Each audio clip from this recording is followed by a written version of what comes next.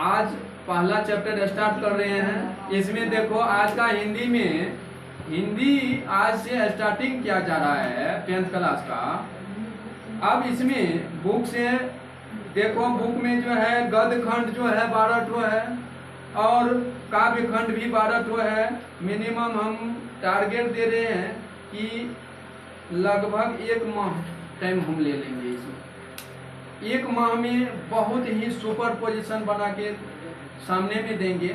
अब देखो उतना बात नहीं, ज़्यादा बात नहीं करना। इसमें अब कहता है कि श्रम विभाजन और जाति प्रथा, यह निबंध है, यह एक निबंध है जिस और इसका जो है लेखक कौन है? भीमराव अम्बेडकर। कहता है अब एक बार भीमराव अम्बेडकर के बारे में थोड़ा सा डिटेल्स कर लेते हैं कि भीमराव अम्बेडकर का जन्म 14 अप्रैल 1891 में महू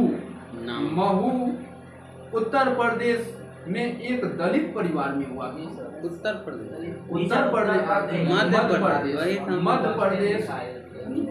प्रदेश के महू जगह पर यानी दलित परिवार में हुआ था। कहता है मानव मुक्ति के परोधा बाबा साहेब अपने समय के सबसे सुपठित जनों में से एक थे। और कहता है कि प्राथमिक शिक्षा के बाद बड़ौदा नरेश के प्रोत्साहन पर उच्चतम शिक्षा के लिए न्यूयॉर्क अमेरिका गए, फिर वहां से लंदन गए। उन्होंने संस्कृत का धार्मिक, पौराणिक और पूरा वैदिक वांग्मय अनुवाद के जरिए पढ़ा और ऐतिहासिक सामाजिक क्षेत्र में अनेक मौलिक स्थापनाएं प्रस्तुत की। कहता है सब मिलाकर वे इतिहास, मीमांसक, विधिवेत्ता, अर्थशास्त्री, समाजशास्त्री, शिक्षाविद तथा धर्म दर्शन के प्रख्याता बनकर उभरे। स्वदेश में कुछ समय उन्होंने वकालत भी की। स्वदेश का मतलब अपना देश में, स्वयं अपने देश में यानी भारत में कुछ रोज वकालत भी किए और समाज और राजनीति में बेहद सक्रिय भूमिका निभाते हुए उन्होंने अछूतों, स्त्रियों और मजदूरों को मानवीय अधिकार व सम्मान दिलाने के लिए अथक संघर्ष किया। कहता है उनके चिंतन व रचनात्मक के मुख्यतः 3 प्रेरक व्यक्ति थे, यानी उनके मार्गदर्शक कहा जाए। भीमराव अम्बेडकर के 3 प्रेरणा दर्शक। तो यहाँ तक आए थे कि उनके प्रेरणा स्रोत में 3 प्रेरक व्यक्ति थे। कौन कौन? गौतम बुद्ध को वो अपने प्रथम व्यक्ति मानते थे और कबीर एवं ज्योतिबा फुले। ये 3 इनकी प्रेरणार्थक थे, यानी कहने का मतलब इनके मार्गदर्शक, उनके अथी पर जो मार्गदर्शक के रूप में उन पर चला, उनके वाणी, उनके स्वभाव, उनके मार्ग पर चलने का यह अथक प्रयास किया और आज इनका नाम एक किताब के पन्नों में और संविधान का जनक भी कहा जाता है। देखो और विशेष तथा बाबा साहेब ने अनेक पुस्तकें भी लिखी है। उनकी प्रमुख रचनाएं हैं द कास्ट इन इंडिया, कहता है देयर मैकेनिज्म है, genesis and development, the untouchables, ऐसे ढेर बुक है। कहता है अब इसमें कि यहाँ प्रस्तुत पाठ बाबा साहेब के विख्यात भाषण, कहता एनिहिलेशन ऑफ कास्ट के ललई सिंह यादव द्वारा किए गए हिंदी रूपांतर, जाति भेद का उच्छेद से किंचित संपादन के साथ लिया गया है। यह भाषण जाति पाति तोरक मंडल लाहौर के वार्षिक सम्मेलन में यानी 1936 के अध्यक्ष भाषण के रूप में तैयार किया था, परंतु उसकी क्रांतिकारी दृष्टि से आयोजकों की संपूर्ण कहता है पूर्णतः सहमति न बन सकने के कारण सम्मेलन स्थगित हो गया और यह पढ़ा न जा सका। उसमें भी उन्होंने उस सम्मेलन में जाति प्रथा पर विशेष फोकस किया, उसके साथ साथ पुस्तकें भी प्रकाशित किया। तो ये सभी जो है कहता, और इस भारतीय लोकतंत्र के भावी नागरिकों के लिए यह आलेख अत्यंत शिक्षाप्रद है। यानी भीमराव अंबेडकर के जो है यह जाति श्रम विभाजन और जाति प्रथा, अब चैप्टर पर चलते हैं, इस पर देखते हैं कि यह कहता है यह विडंबना की बात है कि इस युग में जातिवाद के पोषकों की कमी नहीं है। यानी जातिवाद के पोषकों की कमी नहीं है। इसके पोषक कई आधारों पर इसका समर्थक करते हैं। समर्थन का एक आधार यह कहा जाता है कि आधुनिक सभ्य समाज कार्य कुशलता के लिए श्रम विभाजन को आवश्यक मानता है, और चूंकि जाति प्रथा भी श्रम विभाजन का ही दूसरा रूप है, इसीलिए उसमें कोई बुराई नहीं है।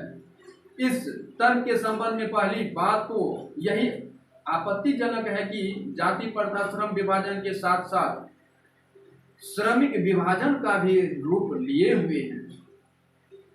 यानी कितनी ढंग से व्याख्या किया गया है कि श्रम विभाजन जाति प्रथा पर लेकर के श्रम विभाजन, ये कोई अच्छी बात नहीं है कि हम जिस जात का हैं बस उसी के लायक काम करेंगे।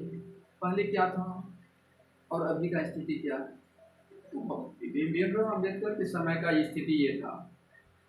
और यानी कहता है कि यानी हम भी कह रहे हैं कि यानी एक दो पीढ़ी पूर्व की बात पर हम चर्चा कर रहे हैं, जो हम अपने बचपन से अभी तक देखे हैं। कहने का ये है कि उस समय भी छुआछूत का भाव बहुत था। यानी और क्या, जो जिस जात का है वह अपने अंतर्गत जो भी वर्ग होगा वह काम करेगा, उससे आगे वह नहीं कर सकता है।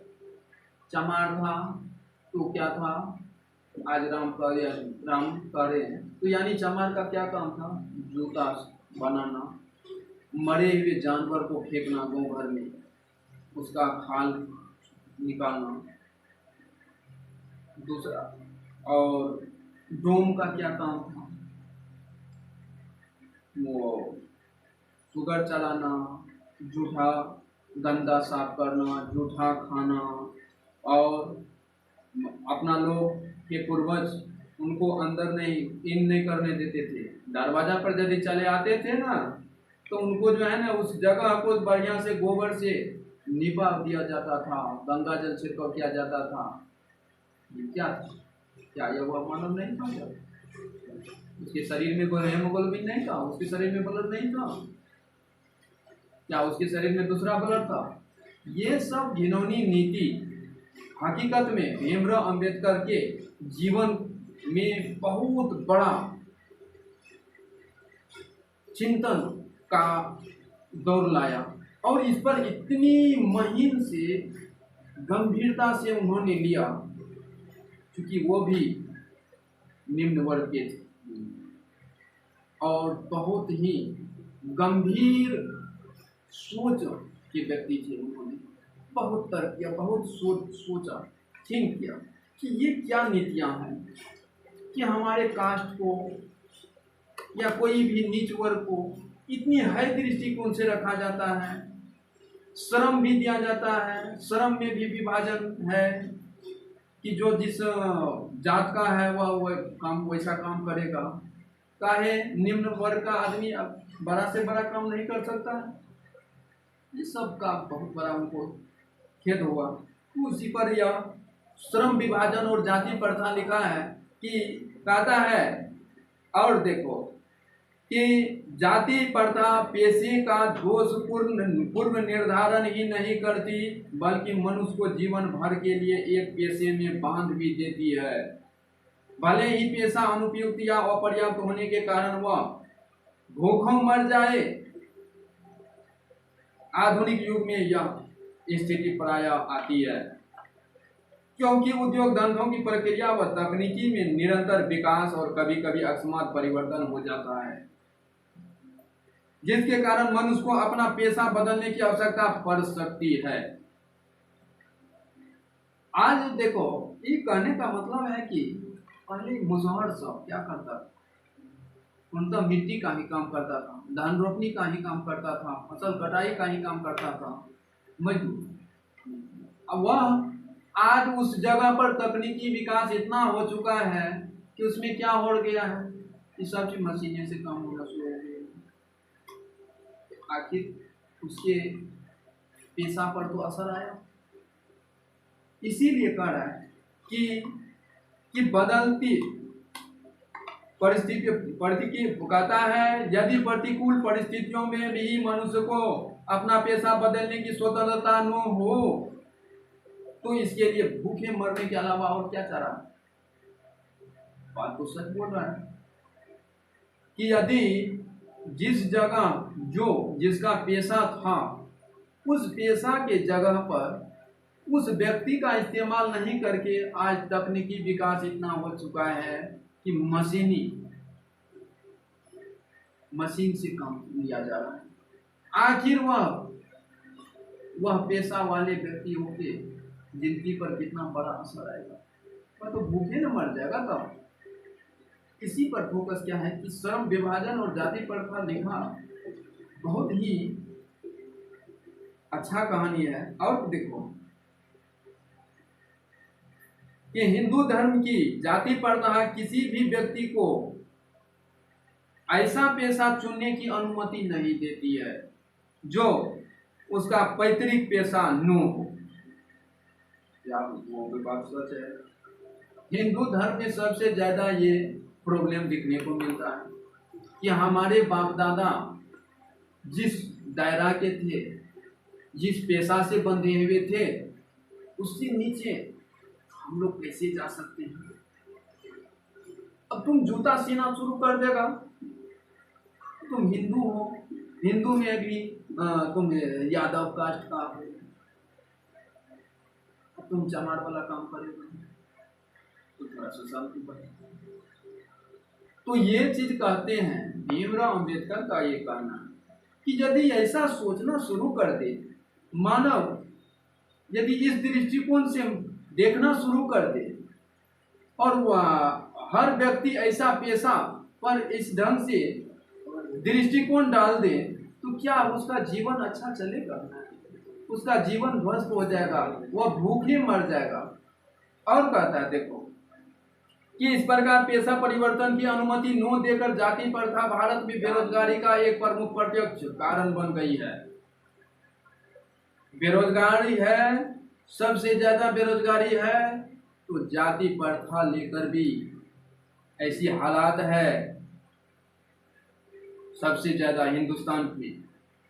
और कहता है इस प्रकार हम देखते हैं कि श्रम विभाजन की दृष्टि से भी जाति प्रथा गंभीर दोषों से युक्त है। जाति प्रथा का श्रम विभाजन प्रथम मनुष्य की स्वेच्छा पर निर्भर नहीं करता, मनुष्य की व्यक्तिगत भावना तथा व्यक्तिगत रुचि का इसमें कोई स्थान अथवा महत्व नहीं रहता।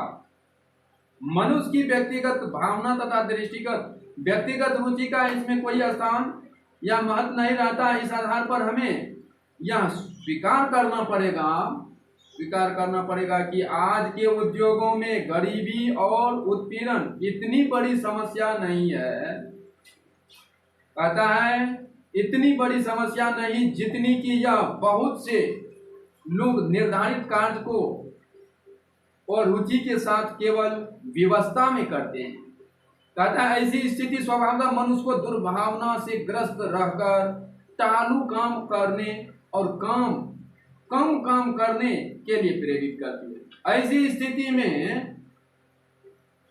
कहता है कि ऐसी स्थिति में जहां काम करने वालों का नो दिल लगता और नो दिमाग लगता है, कोई कुशलता कैसे प्राप्त की जा सकती है।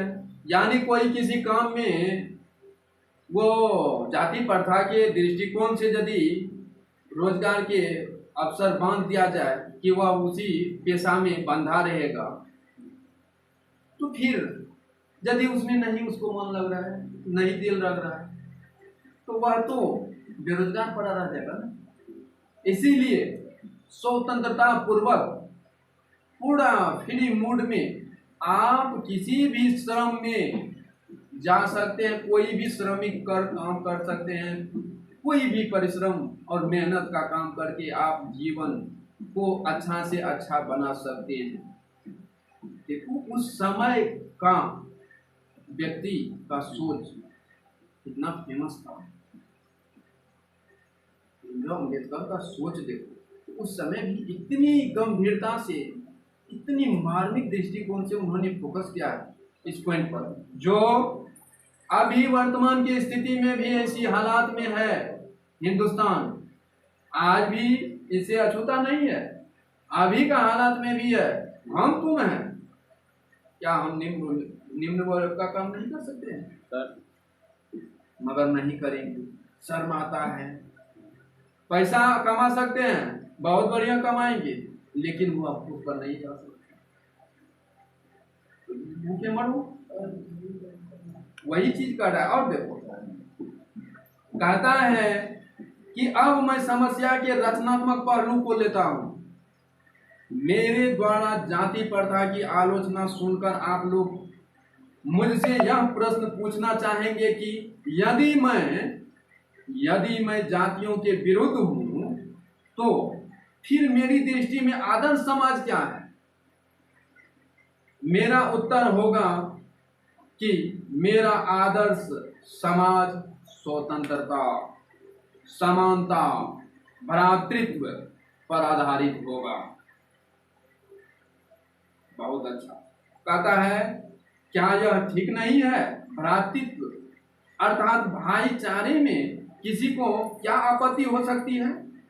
किसी भी आदर्श समाज में इतनी गतिशीलता होनी चाहिए जिससे कोई भी वांछित परिवर्तन समाज के एक छोर से दूसरे छोर तक संचालित हो सके। ऐसे समाज के बहुविध हितों में सबका भाग होना चाहिए तथा सबको अपनी रक्षा के प्रति सजग रहना चाहिए। सामाजिक जीवन में आवाज संपर्क के अनेक साधन व अवसर उपलब्ध रहने चाहिए। तात्पर्य है कि दूध पानी के मिश्रण की तरफ भाईचारे की यही वास्तविक रूप है।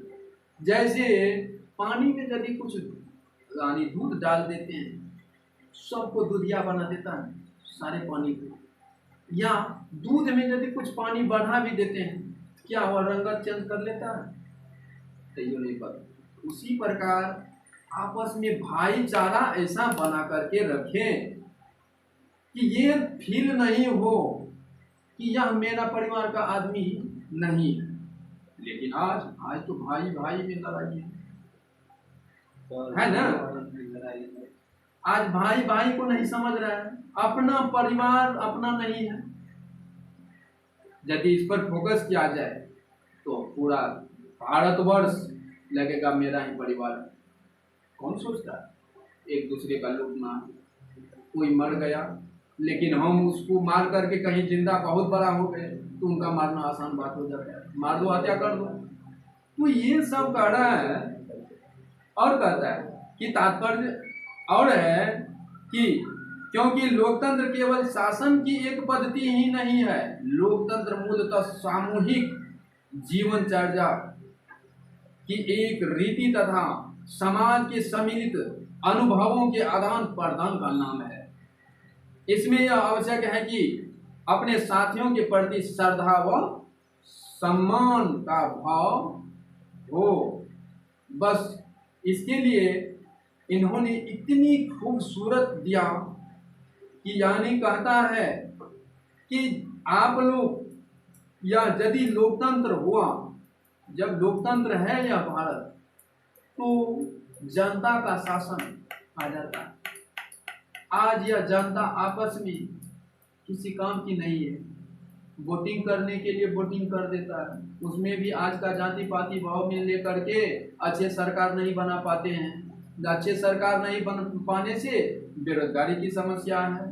आज ऐसे ऐसे हालात से यह देश गुजर रही है, राज्य गुजर रही है, समाज गुजर रही है।